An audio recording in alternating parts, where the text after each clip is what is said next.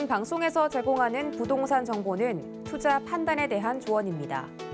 방송에서 제공하는 부동산 물건의 가치, 가격 상승 및 가격 하락에 대해서는 방송사에서 보장하지 않습니다. 헤드라인 뉴스입니다. 지난 8일 한국주택협회는 한국개발연구원에 의뢰해 주택금융규제의 합리적 개선과 국민경제안정 연구보고서를 발간했다고 밝혔습니다. 보고서에 따르면 실수요자들의 주거 안정을 위해서는 주택담보대출 비율 완화 대상을 무주택자까지 늘리고 주택가격 15억 원 이상에 대한 LTV 규제도 폐지하는 등 주택금융규제 완화를 제시했습니다. 해당 보고서가 향후 정부의 부동산 정책에 반영돼 주택시장 안정화를 위한 초석이 될지 관심이 집중됩니다. 지난 8일 서울 부동산 정보광장에 따르면 지난 6월 서울의 빌라 거래량은 3,242건으로 5월 거래량인 3,802건보다 14.7% 하락했습니다. 지난 2월 서울 빌라 거래량은 2,419건까지 줄었지만 대선이 치러진 3월부터 3,000건대로 반등했습니다. 그렇지만 최근 금리 상승과 전반적인 부동산 경기 침체를 피하지 못하고 하강 국면에 접어들면서 하반기에도 거래량 저조와 매매가 하락이 지속될 거란 전망입니다. 지난 8일 한국부동산원의 2분기 상권 자료에 따르면 정부가 4월 중순 사회적 거리 두기를 완화한 이후 2분기 서울 시내 소규모 매장 공실률은 6.1%로 1분기보다 소폭 하락했습니다. 주요 도심 상권인 광화문과 명동의 2분기 공실률도 낮아졌습니다. 하지만 서울 시내 대학 상권은 신촌, 이대를 제외하면 모두 공실률이 높아졌습니다. 경기 침체 우려 속에 지역별 양극화가 심화되고 있다는 분석입니다.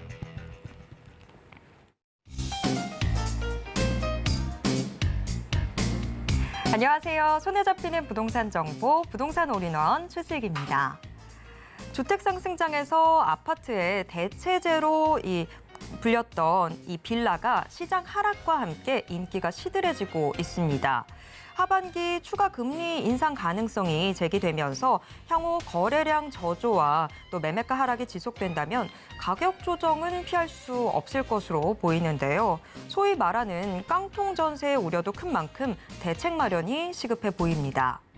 추락하는 부동산 시장에 날개를 달아줄 히든 전략, 저희와 함께 고민해 보시죠. 오늘도 부동산 올인원과 함께 하시면서 맞춤 투자 전략 슬기롭게 세워보시고요. 부동산에 대한 궁금증은 전화 상담 가능한 02-3153-2668번, 무료 문자번호 013-3366-0110번으로 언제든지 문의 주시길 바랍니다.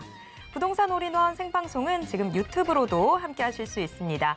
유튜브에서 서울경제TV 검색하신 후에 실시간 스트리밍 방송으로 함께해 주세요. 참고로 본 방송에서 제공해드리는 정보는 투자 판단에 대한 조언일 뿐 해당 부동산의 가치와 수익률을 보장하진 않습니다. 또 서울경제TV, 서울경제신문은 당사의 브랜드입니다. 서울경제증권TV와는 무관하다라는 점 꼭 기억해 주시길 바랍니다. 자, 그럼 부동산 올인원 지금 시작합니다.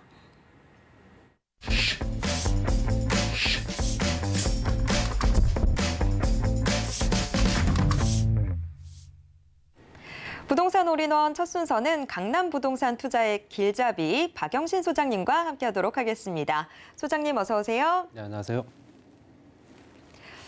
네, 정부가 이 주택 공급 250만 호에 대한 계획을 좀 시사를 했죠.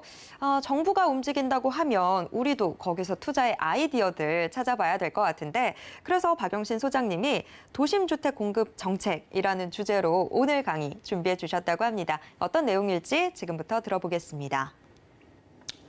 네, 특히 이제 주택을 공급하는 데 방법은 여러 가지가 있죠. 신도시를 만들어서 외곽 지역에 대규모 단지를 만드는 방법도 있고요. 또는 이제 재개발, 재건축을 통해서 노후 정비 사업을 해서 재정비 사업을 통해서 또 공급량을 늘리는 방법도 있고. 그렇지만 실제적으로 여러 가지 방향들이 있지만 그 중에서도 이제 도심, 특히 이제 도시 권역 안에는 워낙 인구 밀도가 높기 때문에 주택 공급은 항상 필요했던 부분입니다. 그래서 주택 공급량이 항상 일정 수준을 유지해야 된다라는 어떤 공식이 있는데 지난 5년 동안에 그게 깨졌습니다. 그래서 공급이 그동안 연해 이루어지지 않다 보니 그 공급난에 의한 가격 상승은 불보듯 뻔했고요.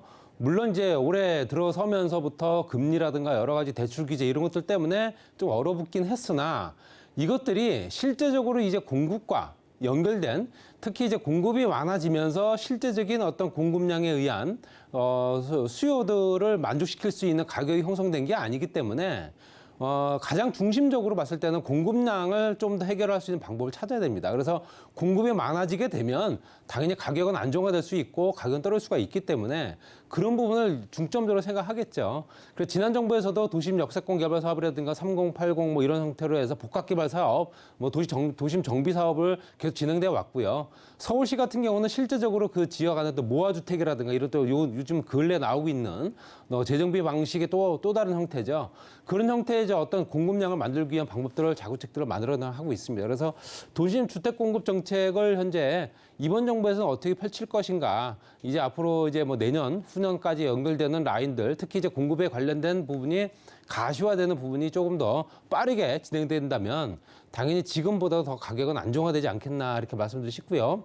일단 1차적으로 주거 유형별로 봤을 때 개발 사업을 어떻게 진행시키느냐 봤을 때는 대규모 개발 사업은 당연히 신도시입니다. 거의 신도시에서 100만 평방미터 이상 되면서 실제로 이제 입주민들이 거의 10,000가구 이상 되는 대규모 개발 사업을 한 것은 신도시죠. 신도시를 만들게 되면 대량 실질적인 생산이 가능하죠. 뭐 이게 가공품은 아니지만 생산이 가능하다는 얘기는 공급량이 늘어날 수 있다라는 얘기가 되는 거고요.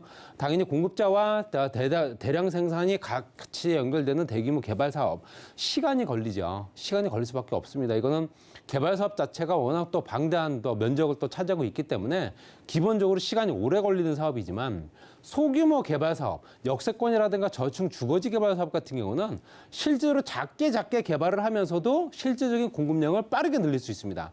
그렇기 때문에 당연히 소규모 개발 사업 쪽으로 포커스를 맞출 수밖에 없는 겁니다. 그래서 대규모 개발 사업은 장기적으로, 소규모 개발 사업은 현재 단기적으로 해서 3, 4년 안에 가시화될 수 있는 여건들을 만들어줘야겠죠. 그래서 소량 생산이긴 하나 작지만 그렇지만 또 수량은 많게 만들 수 있는 조건들이 만들어진다는 얘기입니다. 그래서 실제적으로 기본적으로 새롭게 아무것도 없는 토지에 신도시를 만드는 것보다는 기존에 있는 주택들을 허물고 재정비 사업을 하는 게 좀 더 빠를 수는 있습니다. 그렇기 때문에 당연히 현재 노후주택을 어떻게 할 거냐. 노후주택은 당연히 개량 사업이 필요한 거고요. 물론 주택 공급 측면에서는 무조건 더 공급을 늘리기 위한 방법도 되겠지만 주거 안정을 위하나 주거 어떤 그 편의성이라든가 이런 것들을 좀 확보하기 위해서는 오래된 주택들은 좀 개량할 수밖에 없는 상황이죠. 그래서 총 주택 비율 중에서 20년 이상 됐고 30년 이상 된 주택들이 현재 49.1% 정도는 현재 20년 이상 된 주택입니다. 이거는 아파트, 빌라부터 해서 모든 주택들 다 포함시킨 거고요. 그중에 30년 이상 된 것이 19.4% 정도 된다. 그러면 절반 정도는 20년 이상 됐다라는 얘기입니다. 그렇기 때문에 당연히 뭔가 손을 봐야 될 시기가 이제 도래하고 있다라는 내용이고요. 그중에 단독주택, 아파트, 연립 다세대, 뭐 비거주용 다 포함해서 나누어서 뭐 얘기했을 때 단독주택 중에서는 30년 이상 된 것이 51.5%, 그 다음에 20년 이상 된 비율이 73.6%, 거의 10채 중에 7채 이상은 20년 이상 된 주택이라는 얘기입니다. 그렇기 때문에 당연히 재정비 사업이 필요할 수밖에 없는 거고요. 뭐 자가 신축을 해서 자가 개량 사업을 하는 경우도 있겠지만 그런 비율보다는 대규모 개발 사업을 묶어서 하려면 당연히 소규모 개발 사업으로 들어갈 수밖에 없는 거고요. 그래서 실제적으로 이제 단독주택들이 또 이제 당연히 개량 사업을 통해서 아파트가 되겠죠. 아파트를 개발 사업을 하기 때문에 물론 이제 빌라라든가 아니면 더 그 여건에 따라서 그 해당 지역 용도 지역이라든가 용적률 이런 것들 따라서 뭐 저층의 고급 빌라로 갈 수도 있겠지만 대부분 다 단독주택들이 아파트로 변모가 된다. 그러면 아파트 같은 경우는 실제적으로 20, 30년 된 아파트가 얼마나 됐느냐 봤더니 42.7% 정도는 현재 20년 이상 된 주택입니다. 이거 전국 통계고요. 그중에서 9.6% 거의 한 10% 정도는 30년 이상 됐다. 그러면 지금 현재 10% 정도 된 이 아파트가 뭐가 될 수 있느냐? 재건축이 되겠죠. 재건축이 돼서 현재 정비 사업을 통해 재건축이 되고 물량이 공급될 수 있는 방법을 만들어낼 수 있다는 얘기입니다. 물론 이제 42.7%도 앞으로 한 10년 정도 지나게 되면 또다시 이제 재건축이 활성화될 수 있는 여건들을 만들어지겠지만 위치에 따라 다르지만요. 그중에서 또 연립 다세대 비율을 봤을 때도 현재 40.6% 정도는 20년 이상 됐고요. 또 14.4%는 30년. 뭐 비주거용이야 뭐 이런 것들을 오피스텔이라든가 뭐 다른 주택들 얘기하는 거기 때문에 그 주택들도 비율이 65.7% 정도는 거의 현재 20년 이상 된 것들입니다. 그러면 우리 전체적으로 이제 통계를 봤을 때 거의 60-70% 정도는 대부분 다 20년 이상이 됐다는 얘기입니다. 그래서 이 주택들을 개량 사업을 할 수 있는 방법을 찾아서 소규모 개발 사업을 통해서 묶어서 가로주택 정비 사업도 그 일환이고요. 또 소규모 정비 사업을 통해서 소규모 개발 사업을 통하고 그 지역적인 여건들을 충분히 개량할 수 있는 여건들이 충분히 만들어져야 된다라는 겁니다. 그래서 이거는 이제 선택이 아니라 무조건 해줘야 될 수밖에 없는 조건이다 이렇게 말씀드리고 싶고요. 그러면 공급이 얼마나 있었느냐? 지금 현재 도심 주택 공급, 특히 이제 도심 지역의 민구 밀도를 해소를 어느 정도 분산시킬 수 있는 여건들이 얼마나 진행되어 왔는가를 봤는데, 주택의 준공 실적은 이제 실질적으로 이제 완공된 시점이 입주 물량이라고 보시면 될 것 같습니다. 그래서 입주 물량은 2018년도 62.7%, 전국적으로 봤을 때 입주 물량 62.7% 정도가 준공이 된 물건들인데, 이게 2019년도에 51.8% 떨어졌고요. 그다음에 이제 26.5%를 차지하고 있는 수도권. 그다음에 이제 서울 같은 경우는 거의 변화가 없습니다. 왜냐하면 서울 지역은 현재 정비 사업을 통해서만 공급이 될 수 있는데, 정비 사업이 그동안에 멈춰 있었었죠. 재개발, 재건축들이 진행이 안 됐단 말입니다. 그렇게 당연히 현재 거의 수치가 변동상이 없는 거고요.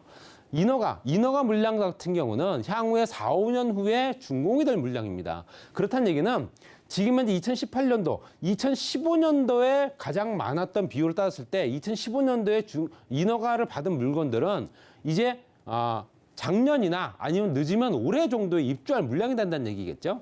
그러면 현재 2016년, 17년, 18년도에 물량 공급이 어떻게 되는가 봤더니 계속 떨어지고 있죠. 인허가 물량이 줄었다. 라는 얘기인데 입주 물량도 계속 줄고 있다는 얘기겠죠. 그래서 향후에 4, 5년 후에 입주할 물량들이 그만큼 없다는 얘기고요. 이게 전국적으로 봤을 때 수도권, 서울을 포함해서 다 떨어지고 있습니다. 그래서 서울 지역은 어차피 말씀드린 정비 사업이 현재 멈춰 있었기 때문에 그 비율은 똑같은 상황이고요. 그래서 인허가 물량이 향후에 준공 물량이 되고, 그 준공 물량이 당연히 입주 물량이 된다라고 보시면 될 것 같아요. 그래서 지금 현재 진행된 2022년도에 만약에 인허가를 받았다 한다면은 이 2027년도, 8년도 정도면 입주 물량이 된다라는 얘기겠죠.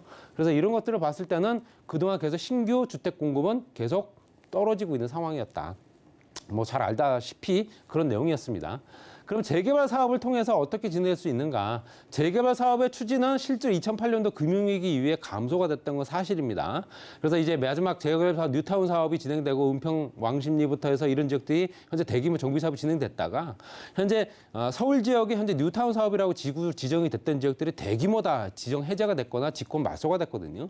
그러니까 소규모로 갈 수밖에 없습니다. 이번 정부 들어오면서 서울시 같은 경우도 재개발 사업 지구를 현재 100군데를 넘게 지정을 하고 다시 재추진한다고 얘기하는 부분. 인데 매매 가격 같은 경우는 실제 일반 분양이냐 조합원이냐 또는 임대주택이냐 그 비율을 봤을 때도 전체적으로 조합원의 아파트 매매 가격을 추이를 보게 되면 규제 강화 정책으로 해서 현재 물량 자체도 현재 굉장히 또 감소했던 부분도 있고요. 아파트 매매 가격 추이와는 무관할 수밖에 없다라고 보여집니다. 왜냐하면 재정비 사업, 특히 이제 재정비 사업이 진행되는 재개발 사업 같은 경우는 굉장한 텀을 두고서 시간을 두고서 진행되기 때문에 그 주변 시세가 크게 영향을 받으려면 정말 눈에 보여지는 시점, 특히 이제 뭔가 정확하게 진행되는 시점 아닌다면은 거의 가격이 비슷하게 가다가 향후에 가격이 올라간다는 얘기겠죠. 그렇게 된다면 조합원이라든가 현재 실제적으로 공공임대주택 공급 같은 경우도 과거 1973년도부터 2019년도까지 11.0% 정도 공급이 됐고요. 그다음에 최근 10년에는 12% 정도밖에 공급이 안 됐습니다. 그렇기 때문에 물론 전체 물량 중에서 일반 분양과 조합원 분양, 또 조합원 물량, 그다음에 현재 임대 물량이 있겠지만 이것들이 같이 묶여서 진행되기 때문에 진행이 안 되는 사업을 통해서 실제 물량이 공급된다라고 보기는 어려운 상황이기 때문에 그럴 수밖에 없고요. 주택 공급 같은 경우는 전국에 재개발 사업 지구가 1,500군데 정도 됩니다. 여기서 총 1,224 그러니까 120만 가구 정도로 공급을 건설을 했고요. 기존 주택이라든가 이런 것들이 신규 주택 공급 최근 10년간 2배, 그러니까 2배 정도 늘어난 건 사실이긴 하지만 그 물량 자체가 굉장히 미미하다. 그중에서도 서울 지역에 굉장히 부족한 물량을 차지하고 있기 때문에 이런 것들을 따지다 보면 실제적으로 재개발, 재건축이 정말 서울 지역에 얼마나 많이 필요한가 이런 것들이 이제 눈에 띄게 나타나는 부분이고요. 재건축 사업 같은 경우는 매매 가격 추이와 연동이 됩니다. 재건축이 진행된다라는 얘기가 나오기 시점부터 가격이 오르기 시작하거든요. 그렇기 때문에 당연히 전국적으로 봤을 때 매매 가격 추이들이 굉장히 요동을 칠 수밖에 없는 거고요. 임대주택 비율도 당연히 해당 지역이 어떠냐에 따라 다르겠지만 임대주택 비율도 서울 지역 같은 경우도 일반 분양과 현재 조합원 분양 물량들이 그만큼 현재 비율을 봤을 때도 조합원 물량들이 그만큼 더 많을 수밖에 없는 거고요. 재건축 같은 경우는 현재 일반 분양 물건들이 굉장히 작습니다. 그렇다 보니까 경쟁이 더 심할 수밖에 없는 거고요. 재건축 사업의 현재 주택 공급은 실제적으로 현재 최근 10년간 뭐 1.5배 정도 늘어난 건 사실입니다. 그렇긴 하나 아직까지 특히 이제 서울 지역 같은 경우는 현재 거의 변동사항이 없고 충북 지역이 좀 많이 높아졌네요. 뭐 이런 것도 보게 되면 가장 도심이라고 하는 서울 지역에 그만큼 현재 주택 공급의 방법이 그냥 원활하지 않았다. 이번 정부에서는 5년 동안 250만 가구 공급한다고 하죠. 공공택지 142만 가구, 국공유지 차량기지를 통해서 18만 가구, 재건축 재개발 통해서 47만 가구. 그중에 소규모 정비 도심 역세권 복합개발 사업이 한 30만 가구 정도 됩니다. 그리고 기타 13만 가구에서 250만 가구인데요. 이것들이 과연 진행되려면 가장 먼저 손을 댈 지역이 어딜까라고 계산했을 때는 역세권을 먼저 손댈 수밖에 없습니다. 그래서 역세권 주변은 굉장히 또 파급 효과가 크기 때문에 인구를 끌어들이는 유입 효과도 굉장히 크거든요. 싱글 역세권이냐 더블 역세권이냐 트리플 역세권에 따졌을 때 동남권이 트리플 역세권이 가장 많습니다. 동남권은 강남, 서초, 송파 이쪽 지역을 얘기하는 거고요. 그다음에 이제 싱글 역세권이 압도적으로 현재 동부권 지역에 많은 전철역 하나만 갖고 있는 그런 지역들이죠. 또 역세권 노후 건축물 현황 봤을 때도 트리플 역세권 주변이 24.3%, 그다음에 도심권이죠. 그 다음에 동남권이 24.3%, 그 다음에 현재 싱글 역세권 주변은 대부분 다 현재 20년 이상 된 주택 비율이 굉장히 높습니다. 싱글 역세권. 이게 지금 현재 얘기하는 서북이라든가 동북이라든가 도심권 이런 지역들이 다 포함된 겁니다. 우리가 알고 있는 강북 지역들이 대부분 다 싱글 역세권이면서 현재 노후 건축물 현황이 굉장히 높다. 재정비 사업을 통해서 재개발 사업이 진행돼야 할 수밖에 없는 지역이고요. 싱글 역세권, 더블 역세권, 트리플 역세권 따졌을 때 지가 상승은 당연히 일어날 수밖에 없고요. 싱글 역세권이 그래도 현재 최근 3년간 굉장히 많이 오를 수밖에 없었다. 재정비 사업에 관련된 이슈 때문에 그렇죠. 트리플 역세권도 굉장히 가파르게 상승을 했고요. 더블 역세권도 마찬가지고요. 전철역 주변이 굉장히 토지 가격이 비싸지면서 그 주변 개발 사업이 조금 더 난항을 겪을 수밖에 없는 거고요. 서울시 역세권 사업은 이제 청년주택이라든가 그다음에 공공임대주택으로 나눠지는데 봤을 때 실제로 현재 승강장에서 350m 이내 정도의 청년주택들이 현재 지어지고 있으면 양지역 주변도 지어지고 있고요. 민간임대주택이 현재 일반 공급이 거의 절반 정도 차지하고요. 나머지가 민간임대주택 특별 공급이라든가 공공임대주택 청년 또 주택 연면적을 따져서 현재 공공기여용으로 개발이 되고 있다 보시면 될 것 같고요. 역세권 활성화는 분양주택을 절반 정도 차지하는 부분을 봤을 때는 사업 시행자 분양주택 50%, 그다음에 현재 공공임대주택 현재 상가 50%, 상한 용적률을 최단으로 쓸 수 있는 여건들을 만들어주고 있다는 얘기입니다. 그리고 공공임대주택 같은 경우는 말씀드린 대로 상한 용적률을 최단으로 써서 승강장에 350m냐 500m 이내냐 이걸 따져서 개발 사업을 통해서 그만큼 많은 분양을 공급할 수 있겠다. 이런 조건을 따진다면은 향후에는 역세권 개발 사업이 더욱더 활성화될 수 있다. 이렇게 정리하겠습니다. 네. 어정역인가요? 어차피 정답은 역세권인 걸까요? 자, 박영신 소장님의 이슈 진단 함께 하셨습니다. 그럼 계속해서 정보 체크도 확인해 보도록 하겠습니다. 첫 번째 정보 체크 서울시 서초구 서초동으로 가보겠습니다. 역세권이 그렇게나 중요하다라고 했는데 일단 입지부터 살펴보면 3호선 양재역 역세권에 위치해 있습니다. 양재역이다 보니까 3호선은 물론 이 분당선도 함께 이용할 수 있겠죠. 자, 이 유형 상가인데요. 시세 살펴보면 11억 5천만 원에서 14억 원 선으로 예상되고 있습니다. 네, 서초구 서초동 일단 입지가 상당히 먼저 눈에 들어오는데 자, 과연 어떤 정보들을 품고 있는 지역인지 자세한 소개 들어보겠습니다. 네, 이번 정부 특히 지난 정부부터 연결되는 역세권 개발 사업 지구에 들어간 지역입니다. 그리고 전철역, 특히 양재역을 이용하실 수 있고요. 3호선과 신분당선 더블 역세권입니다. 향후에는 GTX 신호선까지 연결되기 때문에 트리플 역세권이다 보시면 될 것 같고요. 그다음에 이제 서초 IC 주변으로 경부고속도로 지하 사업을 통해서 그 주변이 활성화되고 있고 또 현재 아래쪽으로 봤을 때 양재 IC는 서초면 RNC 단지의 어떤 업무 복합 단지가 만들어지고 있고요. 대치동 재건축부터 대치동 학원과의 강남권역, 서초권역 같이 연결된 지역이고 강남대로 현재 전철역과 거리 현재 도보 1분 이내 초역세권이기 때문에 그만큼 개발 사업에 탄력을 많이 받을 수밖에 없는 지역입니다. 강남역, 신분당선, 양재역 이렇게 전철역 3개를 이용할 수 있는 조건이고 향후에는 GTX까지 가능하겠죠. 그리고 현재 그 주변에 우성이라든가 신동아 무지개 재건축 사업이라든가 롯데, 삼성부터 해서 대규모 업무 단지가 만들어지고 있기 때문에 또 이미 존재하고 있고요. 더욱더 활성화되는 지역이다. 업무시설 밀집 지역의 강남역과 양재역, 그다음에 현재 상업시설 밀집 지역까지 연결된 지역이고요. 권역으로 봤을 때는 양재 권역과 강남역 권역까지 연결되기 때문에 젊은 층 2030 세대들이 워낙 많은 지역이다 보시면 될 것 같습니다. 그리고 말씀드린 대로 지구단위 계획, 역세권 지구단위 계획 구역 안에 들어가 있는 물건이고요. 전철역 주변으로 굉장히 가깝기 때문에 그렇습니다. 그리고 현재 서초구청도 복합 사업을 통해서 이 주변이 굉장히 활성화되고 있다. 이렇게 보시면 될 것 같고요. 또 현재 양재 IC 주변에 현재 R&D 특구 이것 같은 경우는 한 100만 평 정도 되는 조성 면적을 자랑하고 있죠. 스타트업밸리부터 해서 현대, KT, LG, 뭐 대기업 연구원 단지까지 같이 연결되기 때문에 그만큼 일자리 창출하는 경제 유발 효과가 큰 지역이다 보시면 될 것 같습니다. 그다음에 이제 C노선 의정부에서 현재 실질적으로 군포 금제까지 가는 구간이 삼성역에서 다음역이 양재 확정된 노선이죠. 현재 2024년도 개통 예정이기 때문에 개통된 효과를 그만큼 보실 수 있고요. 지구단위 계획구역 재정비 수립이 된 또 지역은 또 서초역부터 강남역까지 또 있습니다. 그렇기 때문에 이 주변이 그만큼 활성화되면서 주변에 영향을 많이 미친다 보시면 될 것 같습니다. 가격은 11억 5천만 원부터 14억 원 정도 형성돼 있고요. 임대금액 5천만 원, 보증금 400에서 450만 원 정도, 대출금 8억 원에서 9억 8천만 원 정도 이용하시게 되면 3억 원에서 3억 7천만 원 정도 소액으로 투자 가능합니다. 그리고 실제적으로 소유세권의 우수한 교통망, 그 주변의 개발 호재라든가 희소수능부 상업지, 거기에 임대료가 높기 때문에 당연히 노후생활 보장이나 아니면 시세 차익까지 볼 수 있는 여건이기 때문에 여러 가지 조건들이 굉장히 우수한 물건이다. 정리하겠습니다. 네, 투자 매력 상당히 높은 서초구 서초동 함께 확인해 봤습니다. 이어서 두 번째 정보 체크 확인해 보도록 하겠습니다. 두 번째 정보 체크는 서울시 강남구 역삼동으로 가보겠습니다. 지하철 2호선 역삼역 역세권에 위치한 오피스텔 확인해 볼 텐데요. 방 구조가 분리형 1.5룸으로 나와 있습니다. 현재 시세는요, 3억 2,500만 원에서 4억 6,500만 원 선으로 예상되고 있습니다.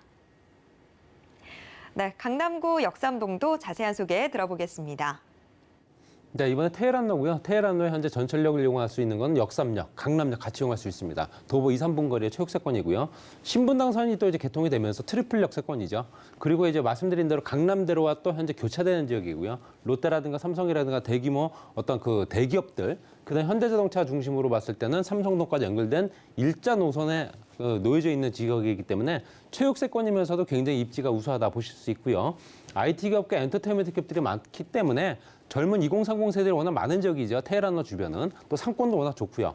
혼자 사는 인구들이 많다는 얘기는 그만큼 이 주변에 소형주택들의 인기가 많다는 얘기고요. 특히 여성 직장인들이 그만큼 이 주변을 굉장히 선호한다 보시면 될 것 같습니다. 그리고 상업지구 테헤란이기 때문에 당연히 가격은 오를 수밖에 없습니다. 그래서 이제 오피스텔에도 불구하고 시세 차익을 볼 수 있는 여건이 충분하다 이렇게 말씀드리고 싶고요. 그다음에 이제 강남부터 역삼, 선릉, 삼성까지 연결되어 있는 국제 업무라든가 상업, 금융, IT, 벤처 이렇게 벨트별로 해서 개발될 수 있는 여건들, 벤처 산업 벨트를 묶인 지역이죠. 그렇다 보니까 젊은 직장인들, 특히 이제 1인 직장인들이 많을 수밖에 없는 이 지역의 지역적인 여건들이 굉장히 우수하다 보시고요. 양재라든가 수서부터 연결되어 있는 의료 R&D 산업 벨트부터 압구정 로데까지 연결된 한류 관광 문화 산업 벨트까지 벨트별로 봤을 때는 가장 중심에 들어간 지역이다 이렇게 보시면 될 것 같습니다. 그리고 이 주변은 또 실제적으로 현재 르네상스 호텔의 복합 사업을 통해서 진행됐습니다 이미. 그리고 업무 시설이 또 그전에 없었던 별도의 공간이 만들어졌기 때문에 현재 그 각 층마다 현재 대기업들 특히 중소기업들이 많이 또 차지하고 있는 인구 비율이 높아지면서 젊은 직장인들이 굉장히 늘어나고 있다 보시면 될 것 같고요. 또 삼성동 국제로 복합지구는 지상과 지하를 같이 개발하는 복합개발 사업이죠. 탄천 한강정비 사업부터 송파 스포츠 특화 지역까지 그리고 현대자동차가 현재 한창 공사 중입니다. 우리나라에서 가장 높은 건물로 지어질 예정입니다. 그리고 지하 공간은 GTX A 노선부터 C 노선, 그다음에 현재 남북 급행철도부터 KTX SRT, GTX까지 복합 환승센터가 만들어지고 대형 상권을 현재 그만큼 더욱더 확장할 수 있는 여건들을 충분히 만드는 영동대로 통합 개발을 통해서 이 주변이 굉장히 활성화되고 있습니다. 그리고 이 주변은 또 현대자동차 부지와 롯데칠성까지 연결되어 있는 업무지구, 이 지역의 상업지들은 대부분 다 용적률이 높아지고 있기 때문에 시대 차익을 볼 수 있다라는 내용이 설명이 됩니다. 가격은 3억 2,500만 원부터 4억 6,500만 원까지, 임대금액 2억 8천만 원부터 4억 원까지, 투자 금액은 4,500에서 6,500만 원 정도 소요됩니다. 임대금액 2천만 원 보증월 110에서 140만 원 정도 가능하고요. 대출이 2억 2천만 원에서 3억 2천만 원 가능하기 때문에 8,500에서 1억 2,500만 원 정도 소요되는 물건입니다. 테헤란로 직장인 밀집 지역에 임차 수요 풍부하고 또 임차 수요에 따른 임대료 상승, 거기에 따른 노후 생활 보장, 또 시세까지 볼 수 있는 여건이기 때문에 여러 가지 여건이 굉장히 유리한 초역세권 오피스텔이었습니다. 네, 여러모로 참 눈길이 가는 강남구 역삼동 함께 확인해 봤습니다. 박영신 소장님이 부동산 가격 하락이 주는 영향이라는 주제로 1:1 대면 세미나와 또 상담도 준비해 주셨다고 합니다. 무료로 진행되니까요. 많은 참여 기다리고 있겠습니다. 참여 원하시는 분들은요. 02-3153-2668번으로 문의 주시길 바랍니다. 오늘도 알찬 정보 소개해 주신 박영신 소장님과는 여기에서 인사 나누도록 하겠습니다. 소장님 고맙습니다. 방금 만나보신 부동산 정보 체크는 네이버 TV의 센TV 부동산 사람들을 통해서 다시 보실 수 있습니다. 지금 화면으로도 한 번 더 정리해 드릴게요.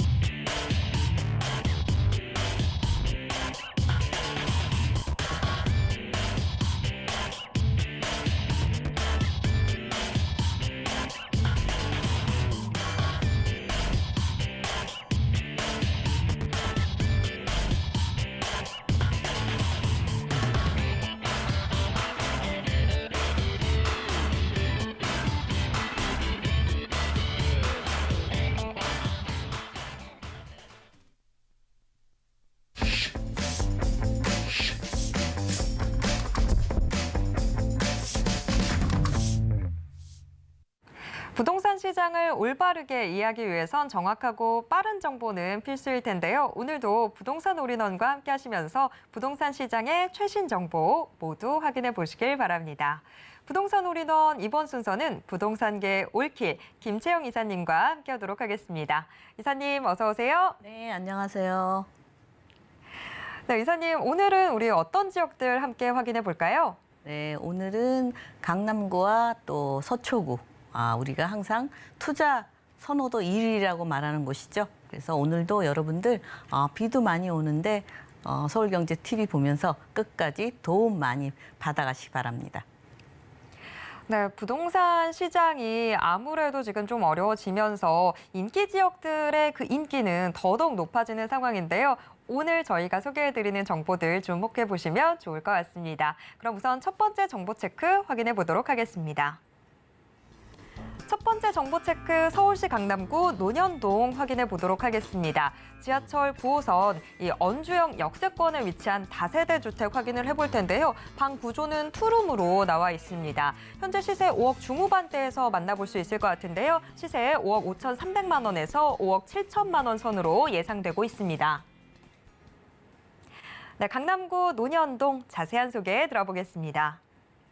네, 여러분들 이제 6억 넘으면 주택 여러 채 투자하기가 어려운데 오늘은 그래도 5억대에 있기 때문에 주택 임대 사업자를 활용하시면 조금 투자가 가능한 곳 그런 곳을 준비했습니다. 예, 일단은 강남에서 논현동 하면은 일자리 많은 곳, 특히 신논현역 주변에 언주역이 요 다음입니다. 그래서 9호선이죠. 9호선이고 신논현역 이쪽에 일자리가 많이 몰려 있고 우리가 또 이 강남 지금 현재는 강남 업무단지에 일자리가 많이 몰려 있죠. 그리고 서울시내 일자리 자체가 서울시내에서 약 이 강남 쪽으로 약 4분의 1이 이쪽으로 몰려 있습니다. 게다가 이제 일자리도 양지로 일자리가 많이 몰려 있죠. 그래서 이쪽 강남에 있는 일자리를 누구나 가고 싶어 하는데 출퇴근이 용이하지 않죠. 멀리 사시는 분. 그래서 요 가까운데 투룸을 이제 젊은이들이 많이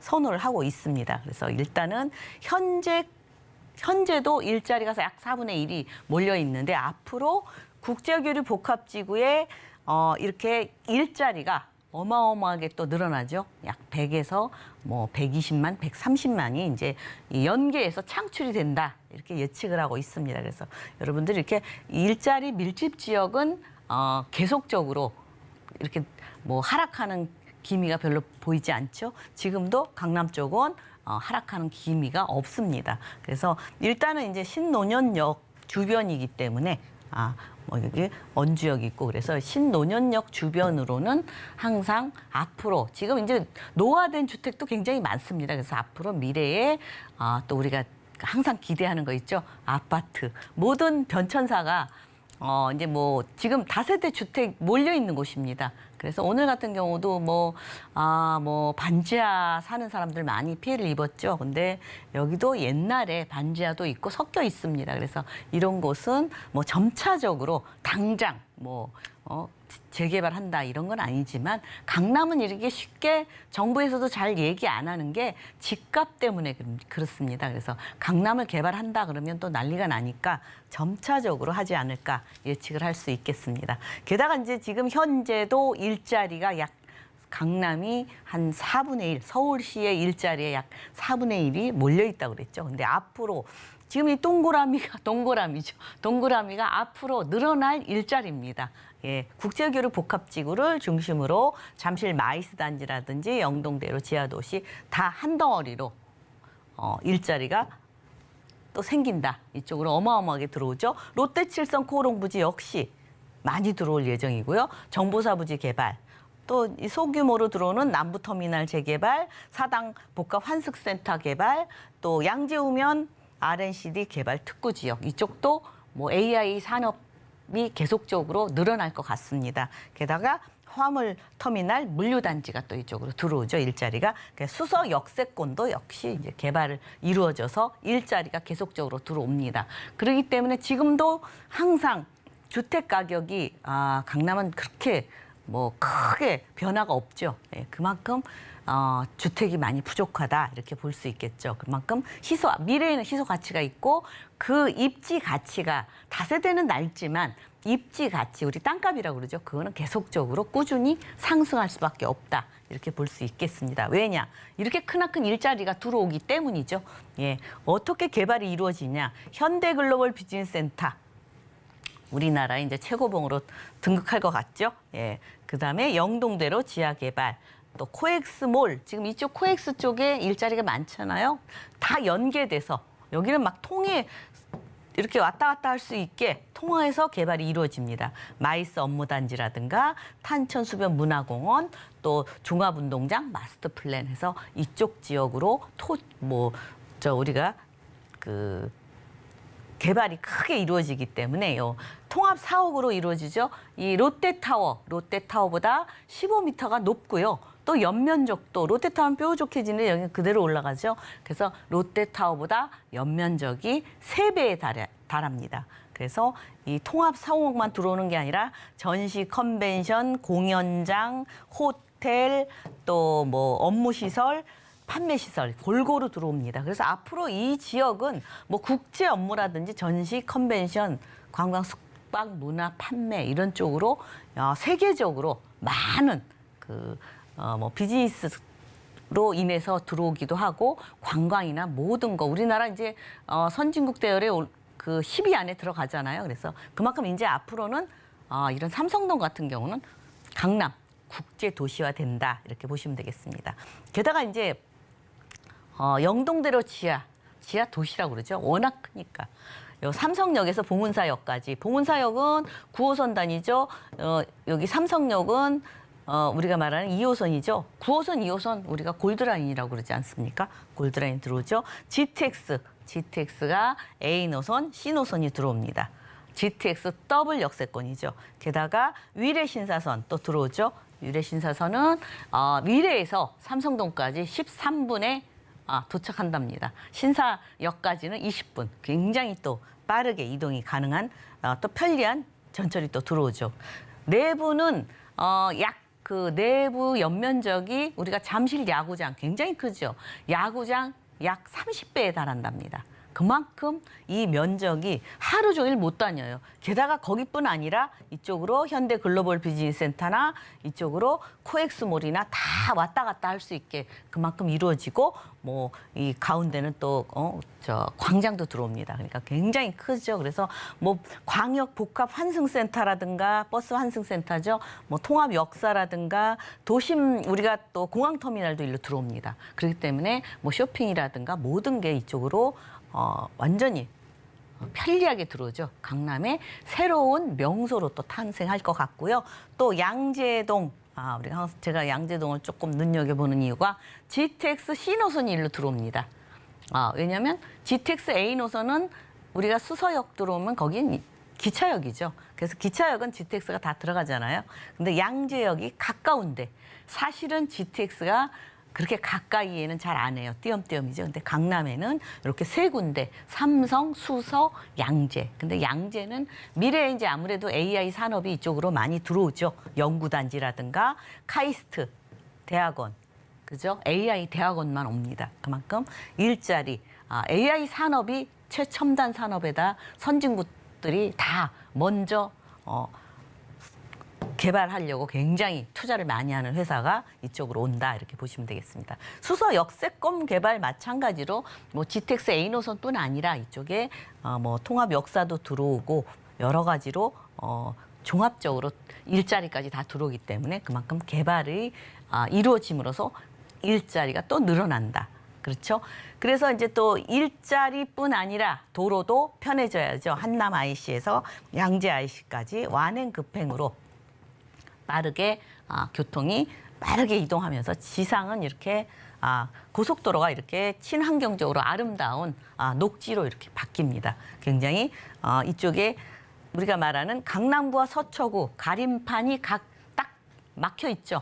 가림막이 소음이라든가 분진 때문에 높다랗게 막혀 있어서 맘대로 오갈 수가 없잖아요. 근데 이제 그렇게 편리해진다 이렇게 보시면 되겠습니다. 또 하나 이제 GTX A 노선, C 노선, 삼성동에 들어오죠. A, C가 삼성동에 들어오고 수서에 A 들어오고 양재에 C 노선 들어옵니다. GTX의 수혜지, 가장 수혜지는 어디겠습니까?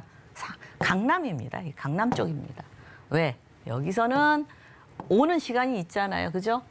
뭐 그동안 지금 현재는 약 갈아타고 또 가면 2시간 정도 걸리는데 앞으로 2, 30분 내로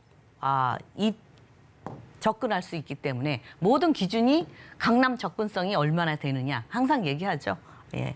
그래서 이쪽도 멀리 떨어져 있지만 아파트 값이 많이 이 GTX 때문에 영향을 많이 받았습니다. 그렇지만 이 강남 그렇게 영향 받을 필요도 없고 가장 편리하죠. 예. 그래서 그만큼 살기 좋은 곳이다 이렇게 보시면 되겠고 위례 신사선 사실은 강남은 바둑판 거미줄 모양으로 전철이 잘 돼 있습니다. 근데 앞으로 위례 신사선이라든지 위례 과천선 또 KTX 북부 연장선 이렇게 새롭게 또 들어옵니다. 그만큼 더 편리해진다고 보시면 되겠죠. 다 편리해지고 우리가 강남하면 그래도 모든 게 다 갖춰지고 뭐 새로운 문물이라고 해야 되나요? 뭐 유명한 거 외국에서 유명한 거는 바로 들어옵니다. 그만큼 살기 좋고 완성된 도시다 이렇게 말씀드릴 수 있는데 단지 매매가가 굉장히 가까이 하기 어렵죠. 근데 사실 다세대 주택 투룸입니다. 투룸이 옛날 같으면 상상도 못했죠. 근데 꾸준히 계속적으로 오르고 있고 5억 5,300에서 5억 7천만 원. 그래도 이제 다른 곳보다 조금 저렴하게 나온 곳입니다. 왜냐하면 5억대로 나와 있기 때문에 전세를 활용하고 또 우리가 주택 임대 사업자를 활용하시면 투자를 하실 수 있겠죠. 그래서 이 전세 활용하면 뭐 1억 안쪽으로 1억 정도로 똘똘한 한 채 미래 가치 있는 나도 강남의 뭐 미래에 가치 있는 뭐 우리가 항상 이 다세대 주택 생각하기에 미래의 아파트 입주권을 생각하죠. 결국은 언젠가는 이 부족한 주택을 늘리려면 아파트를 고층으로 해야 그만큼 주택수가 늘어난다 이렇게 생각하시면 되겠습니다. 게다가 이제 월세, 요새 월세 대단합니다. 왜? 은행 금리가 높아졌기 때문에 그러죠. 그래서 월 160만 원에서 180만 원. 근데 저 대출을 활용하시면 약 40%죠. 주택은. 그래서 3억 정도, 3억 300에서 3억 1천만 원, 약 3억 정도면 뭐 우리가 그 말하는 연금처럼 받을 수 있다고 그러죠. 예. 근데 사실은 뭐 이자 제하고 나면 많지 않습니다. 그러니까 반전세, 우리가 말하는 반전세를 활용하시면 절반 정도의 수익을 보실 수 있다. 이렇게 생각하시면 되겠습니다. 네, 강남의 업그레이드는 정말 끝이 없네요. 강남구 논현동 함께 살펴봤습니다. 이어서 두 번째 정보 체크 확인해 보겠습니다. 두 번째 정보 체크, 서울시 서초구 방배동으로 가보겠습니다. 지하철 7호선 내방역 역세권에 위치해 있는 다세대 주택 확인해 볼 텐데요. 방구조 1.5룸에서 2룸으로 나와 있습니다. 시세는 6억 원 밑에서 형성돼 있는데요. 5억 2천만 원에서 5억 9,900만 원 선으로 예상되고 있습니다. 네, 서초구 방배동 자세한 소개 들어보겠습니다.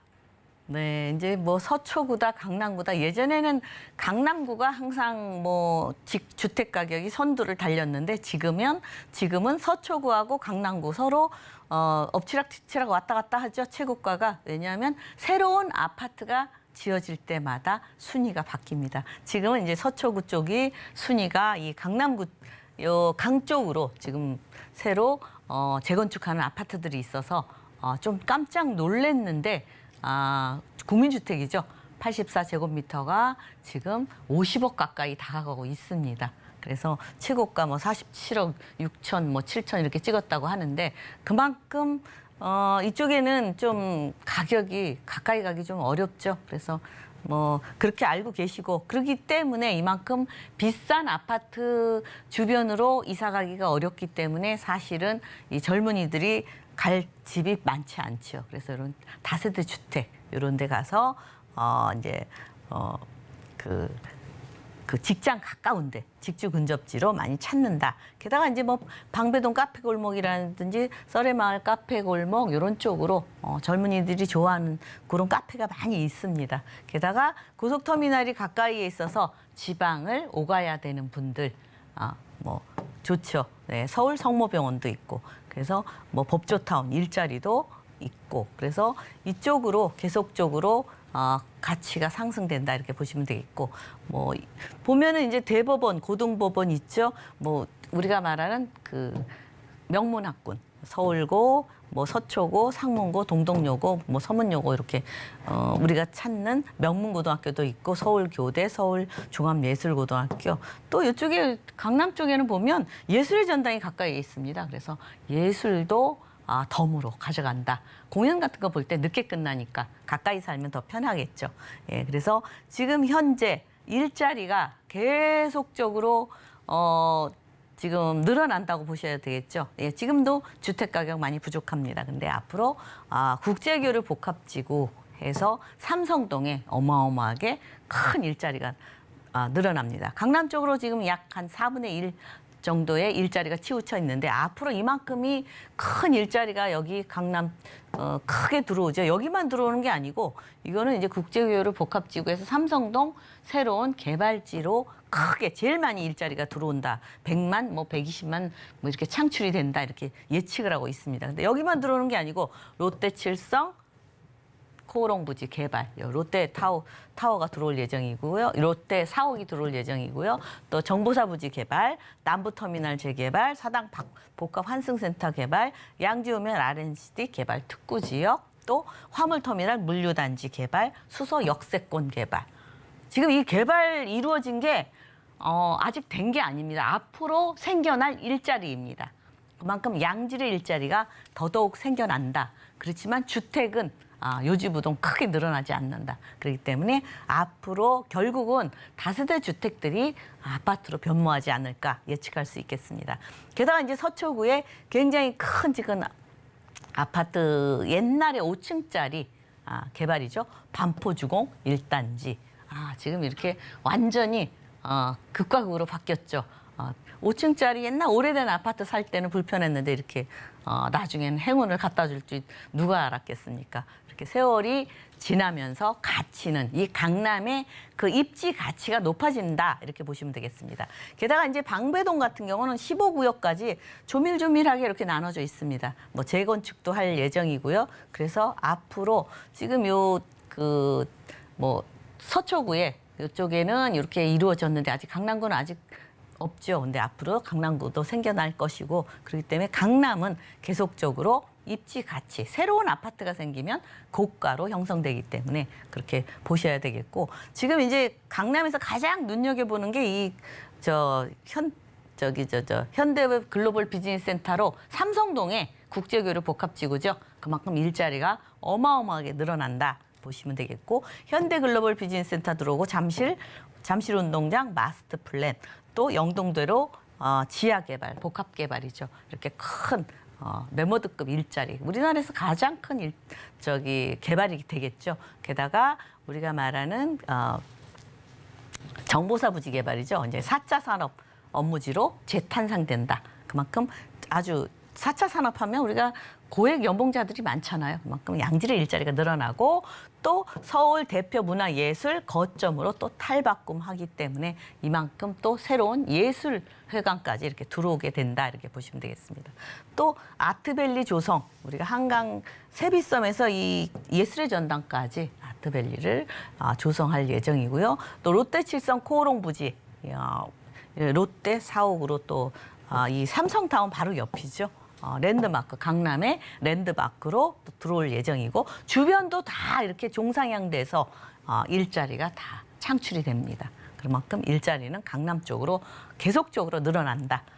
남부터미널, 두 딱 서 있으니까 멋있죠. 남부터미널도 재개발될 예정에 있습니다. 그래서 일자리하고 뭐 주거하고 복합적으로 들어옵니다.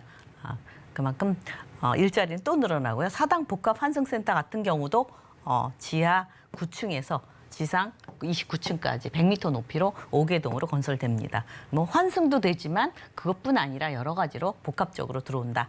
뭐 교통은 워낙 강남은 편하고요.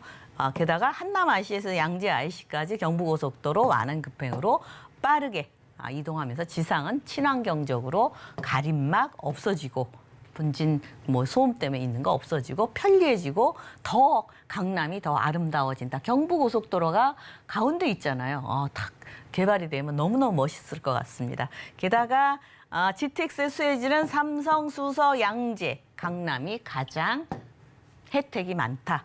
모든 기준이 강남 접근성이 얼마가 되느냐. 그렇게 얘기하죠. 그래서 가장 그 GTX의 수혜를 받는 곳은 강남이다 이렇게 보시면 되겠습니다. 그래서 지금 현재 멀리 있는 곳은 지금 현재는 한 2시간 가까이 걸리잖아요. 강남까지 오는데 그래서 모든 기준 여기 갈아타고 하고 하면 2~30분 내에 못 옵니다. 근데 강남은 아무것도 움직일 필요가 없죠. 예, 가장 수혜지다. 게다가 이제 가장 수혜지인데 다 좋은데 딱 하나. 제가 이제 5억대를 준비했는데 강남에 투자하고 싶은데 6억이 넘어서 힘들다. 취등록세가 그만큼 높죠. 근데 이렇게 하시면 주택임대사업자를 활용하시면 투자를 하실 수 있겠죠. 전세를 활용하시면 9천만 원에서 약 1억 정도. 강남은 그냥 약 1억 정도면 투자를 하실 수 있겠습니다. 월세 많이 올랐죠. 130만 원에서 180만 원 정도고요. 대출을 활용하시면 2억 8천에서 3억 2,900만 원. 똘똘한 한 채에 투자를 하실 수 있겠습니다. 여러분들 다른 곳도 있겠지만 그래도 미래 가치, 입지 가치가 있는 곳을 투자하는 게 투자 잘하는 거라고 볼 수 있겠습니다. 네, 4차 산업과 관련한 다양한 일자리 창출이 기대되는 서초구 방배동 함께 살펴봤습니다. 자, 김채영 이사님이 새 정부와 부동산 투자라는 주제로 1:1 무료 상담도 진행해 주신다고 하는데요. 참여 원하시는 분들은 02-3153-2668번으로 문의 주시길 바랍니다. 자, 오늘도 알찬 정보 소개해 주신 김채영 이사님과는 여기에서 인사 나누도록 하겠습니다. 이사님 고맙습니다. 네, 감사합니다. 방금 만나보신 부동산 정보 체크는 네이버 TV의 센TV 부동산 사람들을 통해서 다시 보실 수 있습니다. 저희가 지금 화면으로도 한 번 더 정리해 드릴게요.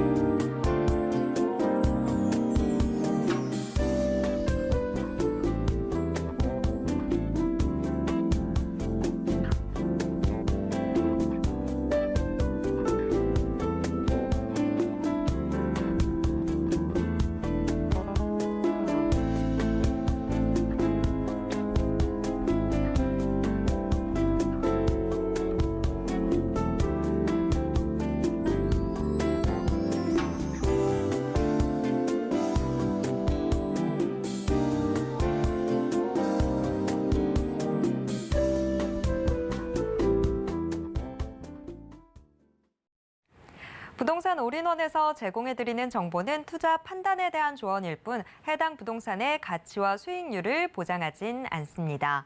또 서울경제TV, 서울경제신문은 당사의 브랜드입니다. 서울경제증권TV와는 무관하다라는 점 꼭 기억해 주시길 바랍니다. 오늘 방송은 서울경제TV 홈페이지와 또 네이버TV의 센TV, 부동산 사람들을 통해서 다시 보실 수 있습니다. 방송이 끝난 후에도 남아있는 부동산 궁금증은 전화 상담 가능한 02-3153-2668번, 무료 문자번호 013-3366-0110번으로 언제든지 문의 주시길 바랍니다. 네, 오늘 저희가 준비한 내용은 여기까지입니다. 시청해주신 여러분 고맙습니다.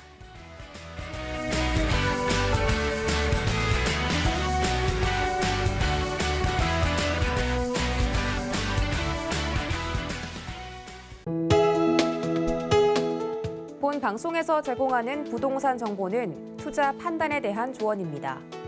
방송에서 제공하는 부동산 물건의 가치, 가격 상승 및 가격 하락에 대해서는 방송사에서 보장하지 않습니다.